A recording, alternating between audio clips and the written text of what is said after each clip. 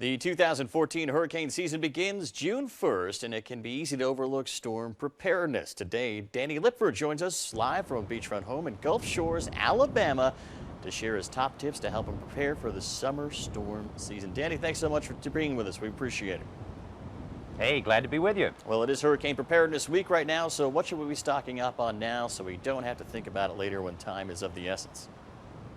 Well, it's a good idea to be the smart guy in the neighborhood and go ahead and get a head start on it and prepare a few things. And putting together an emergency kit's a great way to start. You probably have most of these things at your house right now, including an old laundry basket like this, which is a great way to keep everything that you need, like plenty of bottled water, also a radio for listening to the weather forecast and keeping up with everything, plenty of batteries, flashlight in case in case the power goes out, which does happen quite a bit. And hey, those kids are going to get bored when they're stuck inside and when it's raining. Go ahead and give them one of these old-fashioned games to keep them occupied so that they, can calm down and get through the times where they're having to be inside so much. Certainly some great things right there that we all need to keep around. So Danny, what about homeowners? Of course, your home, your biggest investment. What do you need to do to protect the outside and inside of your home should a storm come?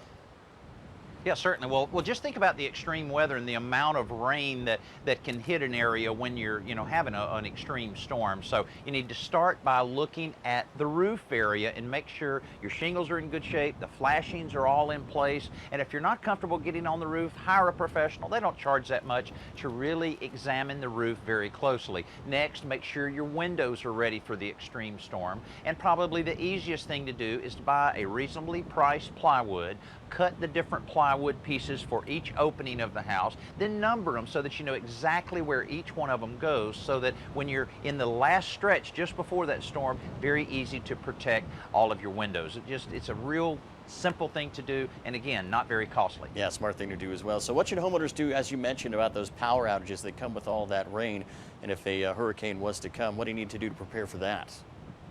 Well, the best thing to do is just not have a power outage, and that you can make that happen by having an automatic home standby generator installed at your house. And these things are so much different than they used to be. Look how small this is. This can power an entire 2,000 square foot home. It's from Generac, and it also is very automatic in that as soon as the power goes off at your house, this will turn right on. It's powered by natural gas, and then when the power is restored, it'll turn itself off. So it's a great way to make sure that you have everything in your house, not just for convenience, but also for the health of your family. And this is a way that you can power everything in your house, but you can also use a portable generator from Generac to be able to power those essential things like the fans in your home and the lights and the refrigerator and of course the television. You got to have that all fired up. So there's a lot of different ways to go there, and I'll tell you what, they set up a special part on their website at generac.com/beprepared with a lot of really good checklists and of course